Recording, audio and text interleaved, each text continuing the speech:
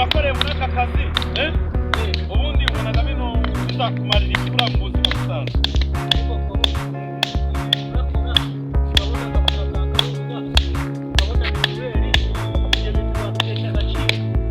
Ukabona agafuka kakawunga ukabona mituweli. None si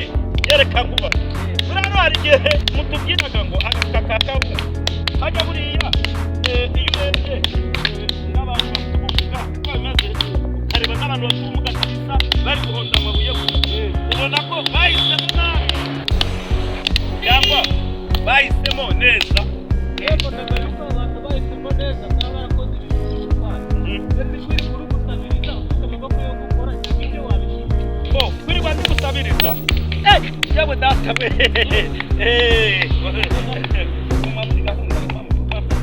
nukuvuga ngo rero wowe nuko utabizi sibyo nubwo mba ndigusabiriza bwose sibyo gusaba ntabwo bitunga abantu aho iyo abantu bafite imbaraga bose barakora ubona ko ubu ngubu uriya ngewe ku maguru yanjye ufite ubumuga yahisemo kujya niga mbona amabuye kugira ngo nazateze igihugu cyacu cyane rwose waretiro reba yano mabuye yanjye kugira ngo ave mayabo nuvuga ngo iyo ndi muri bino ntego uriya urabona akanyundo kaba kafunze ntukabona ariko gukuka mbaka zakari imbaraga mu maguru ntibazakubeye buriya ku mbaraga z'amaboko ndebagaho ku mbaraga z'amaboko ngewe mba narariye buriya gahunda iremereye yo bita kawunga iyo nabo utabizi rero bakagira ngo hano ariko uba mwana gereka mubwire aho ugira ngo ujye kwiba igisheke cy'abandi no kugira ngo ujye mu kibitoki cy'abandi no kugira ngo ujye mu z'abandi no kwirirwa wicaye kwigarabye wahita bica. None se uteganya ko mu gihe kizaza uteganya ko muri leta y'u Rwanda nta musozi yigarabye uteganya ko wazafasha iki muri leta y'u Rwanda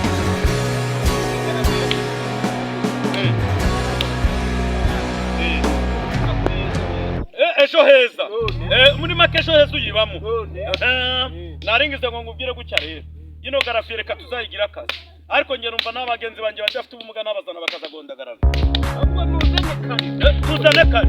numva aka ni akazi gahoraho tugomba kuba dukora uyu munsi wa none ariko hari abagore nabonye nabo bahondagara uko bimeze kuvuga ngo bari abagore ubutaha bashaka ngo nabo tuzababaze icyo bakuragamo iyi garafi uzabinyemerera yari Zakayo TV mu guhonda garafiye mwatubonye turi abagabo batatu bicaye kuri garafiye turi kuyihonda abandi bari kuyikorera ruvuga ngo ubushobozi bw'abafite ubumuga bugenda buzamurwa n'uko bakoze umuntu ufite ubumuga ntabwo abeshaho no gusabiriza oya ahubwo umuntu ufite ubumuga abaho muri sisiteme ye kubera ko hari Imana iba yamuteguriye. Niyo mpamvu umuntu ufite ubumuga tuba tumukangurira gukoresha amaboko ye umutwe we buriya umuntu ufite ubumuga bubi aba afite ubumuga bwo mu mutwe ariko ufite ubumuga bw'amaguru cyangwa se ubundi bumuga aba afite imbaraga zidasanzwe. Nuvuga ngo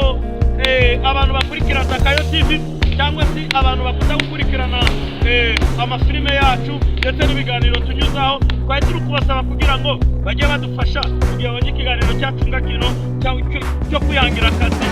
ngaka ko bondagaramye ku bantu bafite ubumuga ndetse n'abatabufite murabona abana aba ari ubusabane kugira ngo abantu mwese tujye mu mwuga dushyigikire kandi mubane natwe. Urabona aha ngaha duherereye ni mu misozi miremire ni kuri kaburimbo imodoka ziratambuka amagare garatambuka turabibona neza ko tumeze neza turasharamye rwose. Umuhanda witwa Kibuberike uherereye mu karere ka Rubavu tugiye tukagera mu ntara y'Iburengerazuba bwa Nyamasheke. Urakoze uzahaye imodoka kandi muzagira akazi keza. Turi kubashimira kugira ngo mukomeze muryoherwe n'ibiganiro by'aba Zakayo TV. Amen.